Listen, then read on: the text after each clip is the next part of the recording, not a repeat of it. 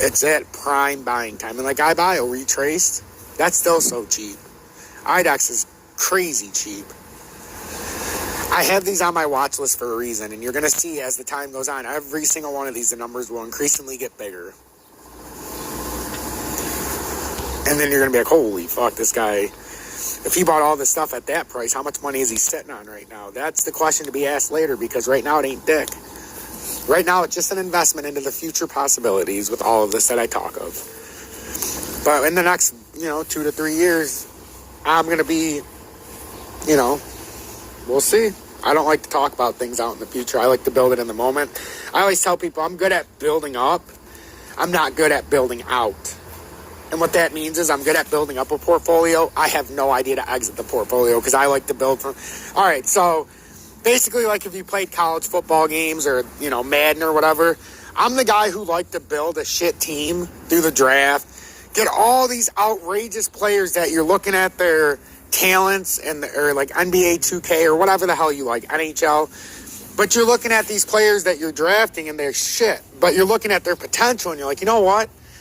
This guy might only be a fucking 7th round pick, but if I fucking, if I pay attention to this guy and over time, this guy's going to be good. And then I would do that. And after 5 years, I'd have the best fucking team on the field and there would be a very inexpensive team. So then I could go out and get free agents.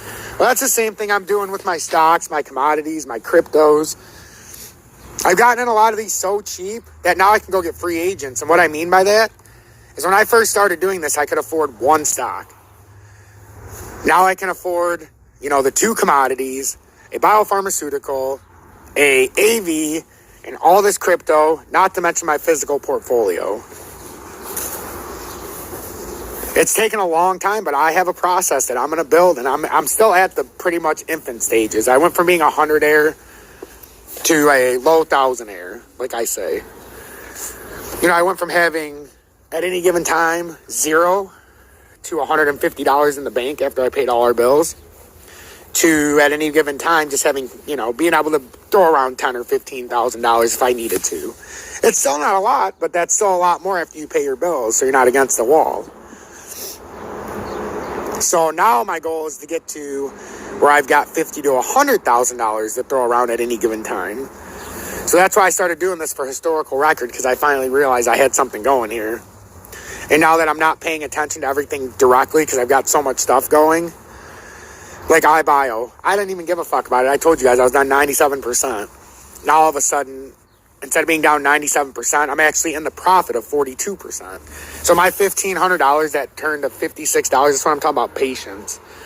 And my options that still had 10 weeks to go, I didn't panic. I just sat here and sat for 3 months. I bought options that were like 9 months out for a reason. I said, hey, if it dips, I ain't got time to look at it, but I'll just eat the loss, and I know it's coming back. Well, today, that 97% loss, now I'm up on that $1,500. Doesn't seem like a lot, but I'm up 20%.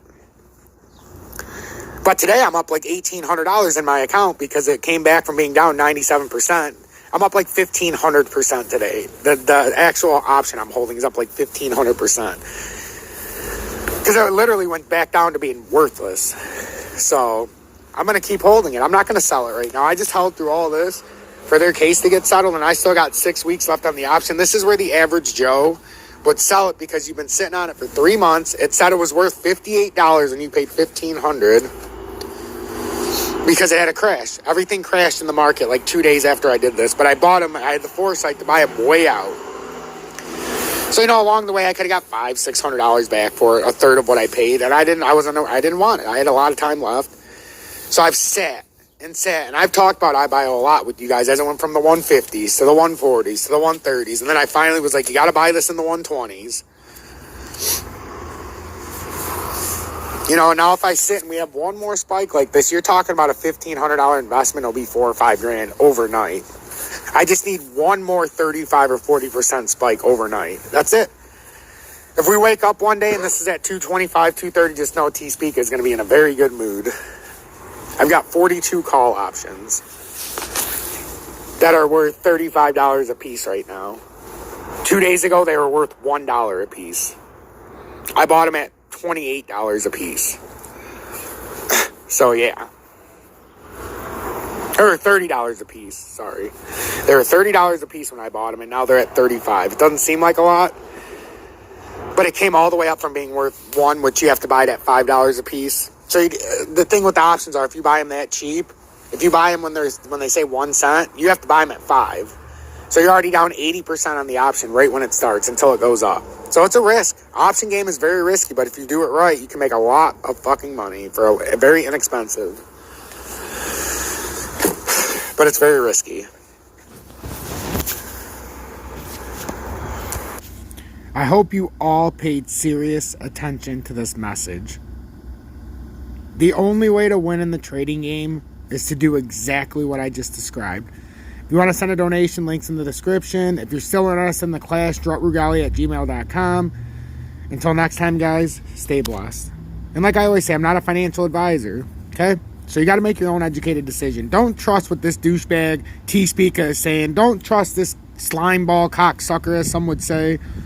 Trust what the charts are saying. And if it seems good to you, if you seem okay with it, and it feels right, you get that tingling in your nuts, then you can pull the trigger. Other than that, pay attention to the updates and stay blessed.